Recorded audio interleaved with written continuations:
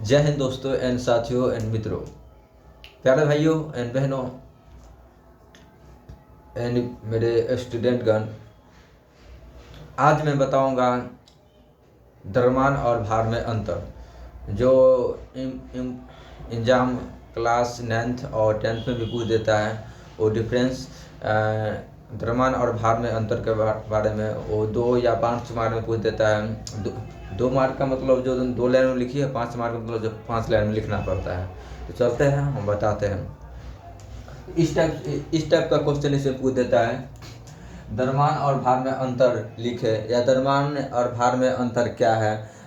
और ये भी पूछता है द्रव्यमान और भार में अंतर बताइए। इस टाइप का क्वेश्चन पूछता है एग्जाम में। तो देखिए क्वेश्चन क्या है, द्रव्यमान और भार में अंतर लिखे। तो एक साइड माने हम लिख दिया है द्रव्यमान और एक साइड लिख दिया है भार लिख दिया है। ये बोर्ड बता रहे हैं कॉपी पर ऐसे द्रव्यमान भार में मान लो क्वेश्चन ए नंबर है तो ए नंबर लिख के ऐसे आंसर लिखता था, वैसे लिखा जाता है। तो देखिए द्रव्यमान और भार में अंतर लिखे, तो सबसे पहले डिफाइन करना, हमको इसको डिफरेंस अलग अलग माने बताना है। तो एक साइड लिख देंगे द्रव्यमान, एक साइड लिख देंगे भार। तो द्रव्यमान में फर्स्ट पैन में लिख दिया, द्रव्यमान में क्या है, यह किसी पिंड में मौजूद पदार्थ की मात्रा है। द्रव्यमान का यह किसी पिंड में मौजूद पदार्थ की मात्रा है। भार यह किसी पिंड पर पृथ्वी का गुरुत्वाकर्षण खिंचाव है। भार क्या है, यह किसी पिंड पर पृथ्वी का गुरुत्वाकर्षण खिंचाव है। सेकेंड पॉइंट में लिखे है यह एक अदिश राशि है। तो द्रव्यमान क्या है, यह एक अदिश राशि है। और भार में दूसरा लिखे है यह एक सदिश राशि है। तो द्रव्यमान एक अदिश राशि है और भार एक सदिश राशि है। तीसरा पॉइंट में लिख दिए यह ब्रह्मांड में कहीं भी स्थिर रहता है। द्रव्यमान का यह ब्रह्मांड में कहीं भी स्थिर रहता है।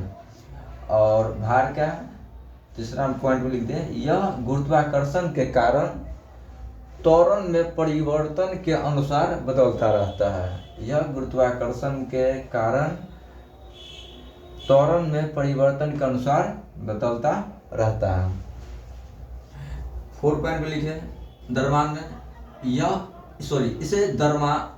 इसे ग्राम CGS इकाई या किलोग्राम SI इकाई में मापा जाता है। तो द्रव्यमान को CGS इकाई या किलोग्राम SI इकाई में मापा जाता है। अब भार को 4 पॉइंट में लिखे इसे ड्राइन CGS इकाई या न्यूटन SI इकाई में मापा जाता है। अब 5 पॉइंट को लिखे इसे एक सामान्य संतुलन का उपयोग करके मापा जाता है।